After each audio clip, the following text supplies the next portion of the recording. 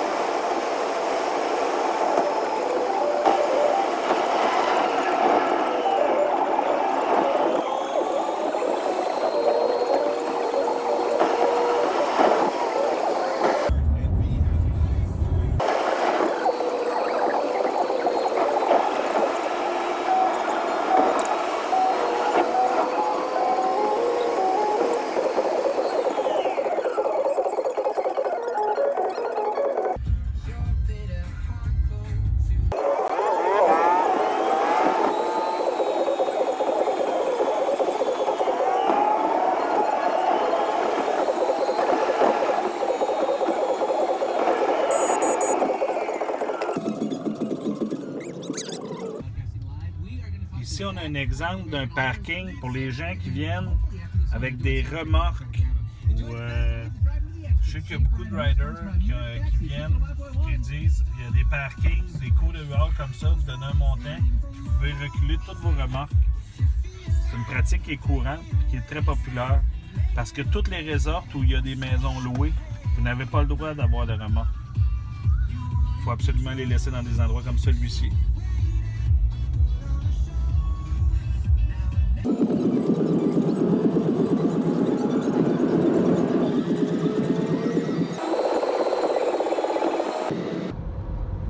Alors, nous étions sur la 27. On va maintenant embarquer sur la 192S pour se diriger vers Disney World.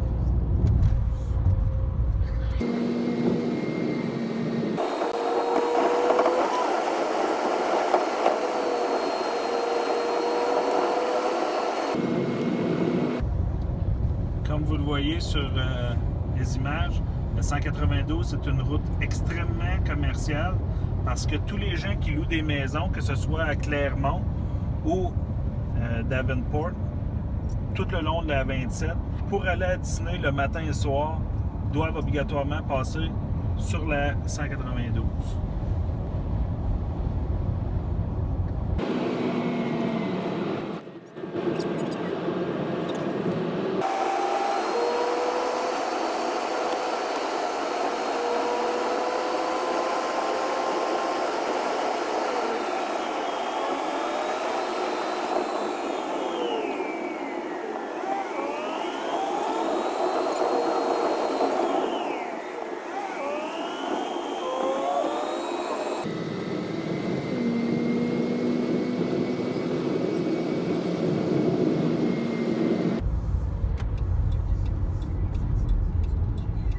Ici, on va tourner sur le Black Lake, la route qui s'appelle Black Lake. Ce que ça va faire, ça va nous faire passer en arrière de tous les commerces et éviter quelques feux de circulation. Au bout de ce chemin-là, vous allez voir, on va tourner à votre gauche. On va pouvoir rencontrer certaines choses qui appartiennent à Disney. C'est pas plus long, c'est parfois plus court quand que le trafic est dense. C'est un petit truc qui ne coûte rien, qui ne vous rallonge pas, et qui vous fait voir autre chose.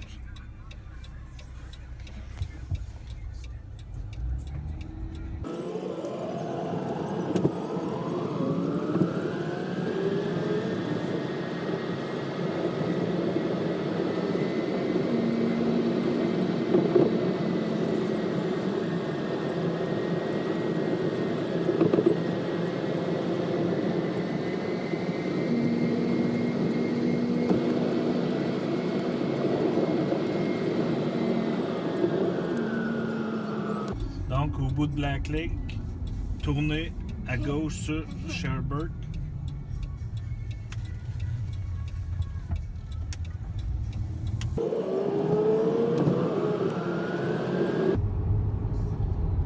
ici à droite, c'est une bâtisse qui appartient à Disney. C'est les offices. Un petit peu plus loin, on voit qu'il y a des machineries. Puis on voit aussi à l'arrêt, vous voyez des autobus de Disney qui sont présentement à l'entraînement. Donc, ici, il y a une cour avec des bureaux, puis les chauffeurs font des essais. Vous allez voir même un trajet. Je ne sais pas si on va pouvoir le voir à travers, mais ici, il y a des cônes, puis un trajet qu'ils doivent accomplir. Ici, c'est où ils fabriquent les costumes. Puis, à la gauche, vous allez voir un plan électrique qui appartient à Disney. Puis ce qui est important de comprendre avec Disney, c'est que là, on calcule le temps que ça va prendre pour aller à Magic Kingdom. Mais les terrains de Disney mesurent 100 km². Un petit peu plus que 100 km². Alors, peu importe l'hôtel où vous êtes, si vous allez d'un complexe autre, ça peut prendre plus de temps. Comme là, par exemple, ça fait 20 minutes qu'on est parti. Puis juste ici, quand on va embarquer sur la route, ça va être le parking d'Animal Kingdom. Donc, en 20 quelques minutes, le Animal Kingdom Lodge est à gauche, puis le parc est directement... Je vais vous montrer l'entrée du parc.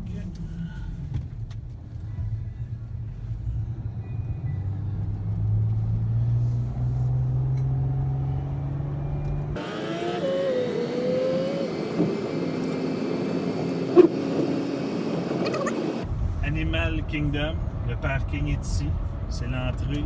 Donc, si on viendrait à ce parc-là aujourd'hui, ça aurait pris 22 minutes pour se rendre à Animal Kingdom. C'est l'entrée, juste ici.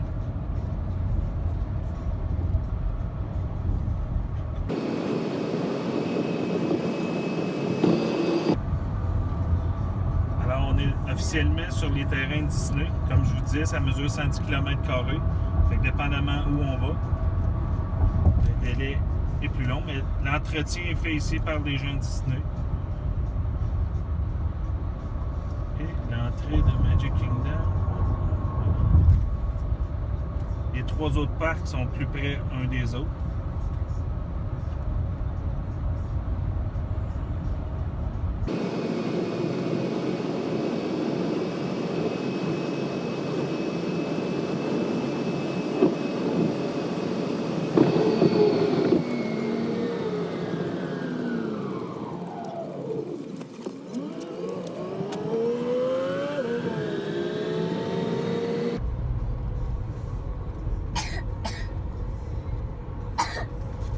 Ici, on passe par-dessus l'entrée du parking d'Hollywood Studios, qui est juste là.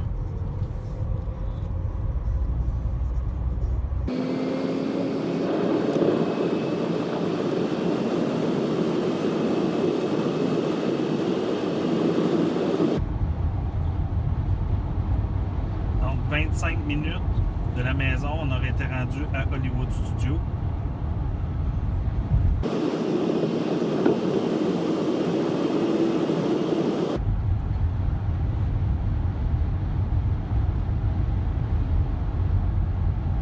Les 2 derniers, on est à la même distance, donc Epcot est à droite ici.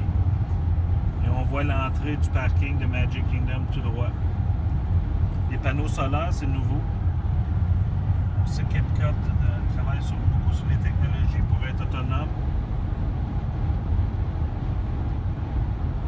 Quand on fait le Living Wonderland, tout près de Sauron, on comprend que même pour le manger ou le cultive, il essaie d'être autonome autant énergétiquement que pour le manger.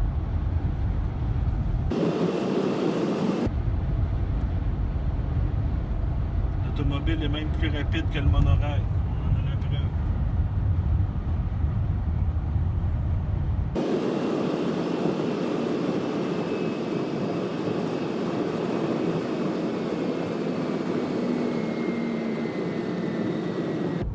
Donc, l'entrée à Magic Kingdom, on est à 28 minutes de notre maison.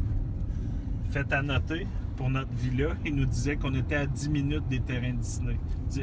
Ils écrivent souvent 10 à 15 minutes.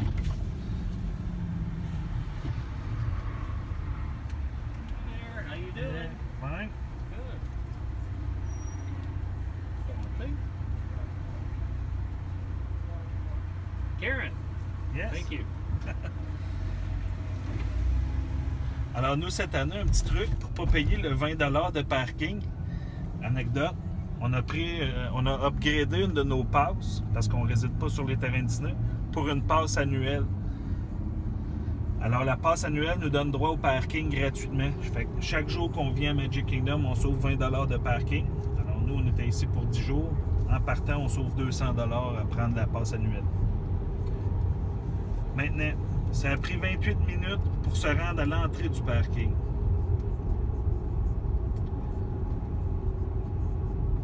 Après ça, il va falloir se stationner.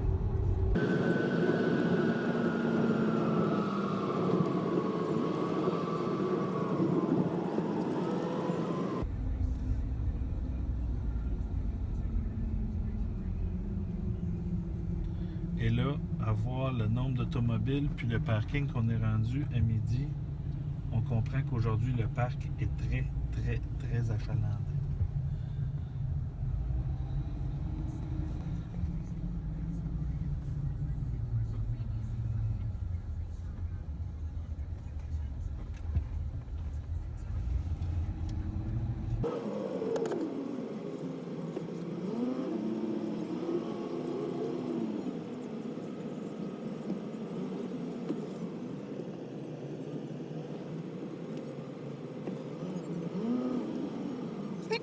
Faites à noter, quand vous arrivez dans les parkings, regardez la rangée. Le numéro de la rangée est écrit. Là, on est Rapunzel 5.